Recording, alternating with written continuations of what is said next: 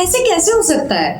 कुणाल ने लैपटॉप के सामने सर पकड़ लिया और बैठ गया। स्क्रीन पर मेरी फोटोज थी और वो भी मेरे नए रूप में। कुणाल की समझ से परे था कि कोई इतना कैसे बदल सकता है। एक टाइम था वो जब मुझसे बेहद प्यार करता था और मैं अचानक जिंदगी से गायब हो गई। और अब जब मैं लौटी हूँ इतने सालों के बाद, किसी अनजान की तरह लौटी। और तभी कामिनी आई। लैपटॉप पर मेरी तस्वीर देखते उसका पारा 7वें आसमान पे था। उसने तुरंत लैपटॉप उठाकर फेंक दिया और गुस्से में चीखने लगी, तुम मुझे एयरपोर्ट लेने क्यों नहीं आए? आखिर तुम्हारे दिमाग में क्या चल रहा था?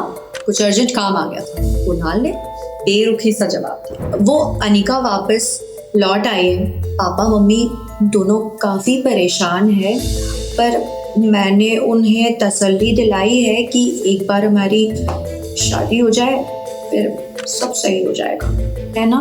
कामिनी ने कुणाल की तरफ उम्मीद भरी निगाहों से देखते हुए पूछा।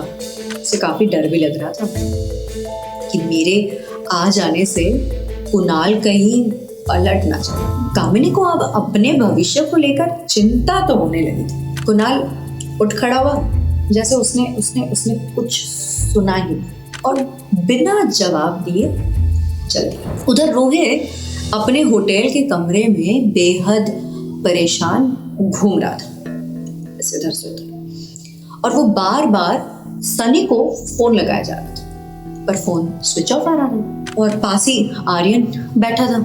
आर्यन, मुझे अर्जेंटली कहीं जाना है। सनी चाचा अभी बिजी है, फ्री होते ही आ जाएंगे। तुम थोड़ी देर यहीं बैठो, सनी चाचिया के अलावा किसी के लिए गेट मत खोलो, ओके?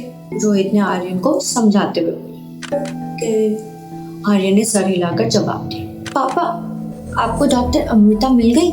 आर्यन के सवाल ने रोहित को बेचैन कर दिया। यही तो उसकी सबसे बड़ी परेशानी थी। डॉक्टर अमृता यानी मैं, और मैं ही थी जो रोहित की माँ का इलाज कर सकती थी, मगर वो मुझे ढूंढ ही नहीं पा रहा था। अभी तक तो नहीं मिली, लेकिन जल्दी मिल जाएगी, आई प्रॉमिस। रोहित ने आर्यन को तसल्ली दिलाई। और इधर डोगरा निवास में कुणाल ने बवाल मचा रखा था। वो अपने पिता के कमरे में धड़धड़ाते हुए घुसा। पापा!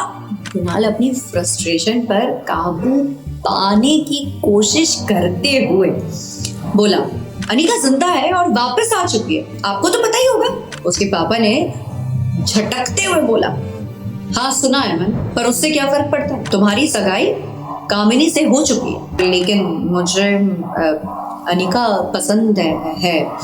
कामिनी ने थोड़ा सा डरते हुए कहा, हाँ तो पसंद कोई भी आ सकता, लेकिन उससे शादी नहीं हो सकती। तुम्हारी और कामिनी के शादी के कार्ड्स छप गए, तो बकवास बंद करो और काम पे ध्यान। बिजनेस में प्रॉफिट रोज गिरते हुए नजर आ, लगातार गिर रहे, मिस्टर डोगरा ने गरजते हुए कहा। और उधर सब साजिशों से बेखबर मैं ऑपरेशन थिएटर में एक कॉम्प्लेक्स ऑपरेशन कर बाहर आई तो देखा राजलक्ष्मी के 6 मिस कॉल लगाया मैंने राजलक्ष्मी को, और फोन उठाते ही उसने बोला, अनिका ध्यान से, तुम्हें बहुत सावधान रहना है। रोहित डॉक्टर अमृता को ढूंढने के लिए बेचैन है, आज नहीं तो कल ढूंढ कर ही बताऊंगा। मेरे चेहरे का रंग उड़ गया था।